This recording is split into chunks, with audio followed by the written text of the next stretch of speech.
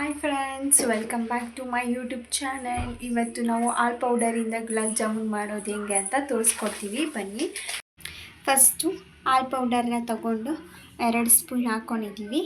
ಇವಾಗ ಇನ್ನೂ 1-2 ಸ್ಪೂನ್ ಕೂಡ ಹಾಕ್ಕೊಂಡು ನಾವು ಹಾಲು ಪೌಡರ್ ಗುಲಾಬ್ ಜಾಮೂನ್ ಮಾಡೋದು ಹೆಂಗೆ ಅಂತ ತೋರಿಸ್ತೀವಿ.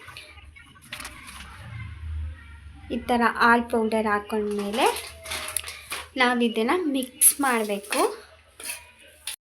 ನೀರು ಮಿಕ್ಸ್ ಮಾಡಿಕೊಂಡು ನೀಟಾಗಿ ಮಿಕ್ಸ್ ಮಾಡ್ಕೊಬೇಕು.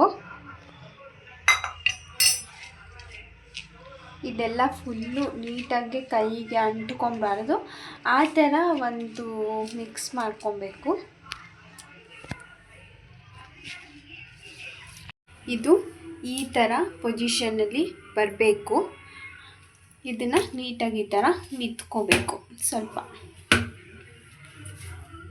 ಇದನ್ನು ಒಂದು 5 ಮಿನಿಟ್ಸ್ ನಾವು ಎತ್ತಿಗೆ ಬಿಟ್ಟರೆ ಗುಲಾಬ್ ಜಾಮೂನ್ ಮಾಡೋ ಉಂಡೆಗಳು ರೆಡಿ ಆಗುತ್ತೆ ಅಂತ ಅರ್ಥ.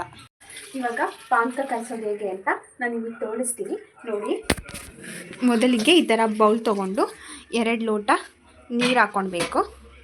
ಇದನ್ನು ಗ್ಯಾಸ್ ಮೇಲಿಟ್ಟು ಆನ್ ಮಾಡ್ಕೊಂಡು ಇದಕ್ಕೆ ಎಷ್ಟು ಬೇಕು ಅಂದರೆ ನಿಮ್ಮ ಅಳತೆ ಪ್ರಕಾರ ಸಕ್ಕರೆನ ಹಾಕ್ಕೊಳ್ಬೇಕು.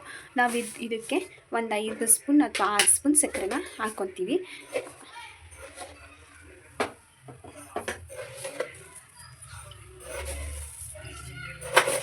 ಈ ಥರ ಸಕ್ಕರೆ ಹಾಕ್ಕೊಂಡ್ಮೇಲೆ ಇದು ಸಕ್ಕರೆ ಪಾನಕ ಹೆಂಗೆ ರೆಡಿ ಆಗಬೇಕಲ್ವ, ಸೊ ಆ ಥರ ಸಕ್ಕರೆ ಪಾನಕ ಇದರಲ್ಲಿ ಬರಬೇಕು. ಅಲ್ಲಿವರೆಗೂ ನಾವು ವೇಟ್ ಮಾಡಿ.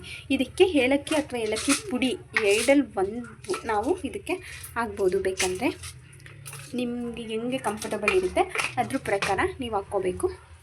ನಾವು ಇಲ್ಲಿ 2 ಏಲಕ್ಕಿನ ಹಾಕ್ಕೊತಿದ್ವಿ.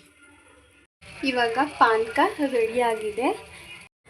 ನಮಗೆ 4 ಸ್ಪೂನ್ ಹಾಲು ಪೌಡರಿಂದ ಒಂದು 20 ಉಂಡೆ ಆಗಿದೆ. ನಾನು ನಿಮಗೆ ತೋರಿಸ್ತೀನಿ ಬನ್ನಿ. ರೋಸ್ಟೆಡ್ ಆದರೆ ಸಾಕು. ಇದನ್ನು ಮತ್ತೆ ಒಂದು ಕಡೆಗೆ ಎತ್ಕೊಬೇಕು. ನಾವು ಫ್ರೈ ಮಾಡ್ಕೊಂಡಿದ್ದೀವಿ. ಇದನ್ನು ಈ ಪಾನಕದೊಳಗಡೆಗೆ ಹಾಕ್ಕೊಬೇಕು.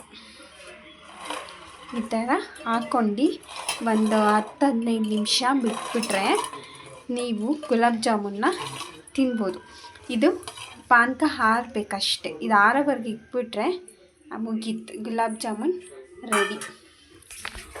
ನೀವು ಕೂಡ ಮನೇಲಿ ಟ್ರೈ ಮಾಡಿ.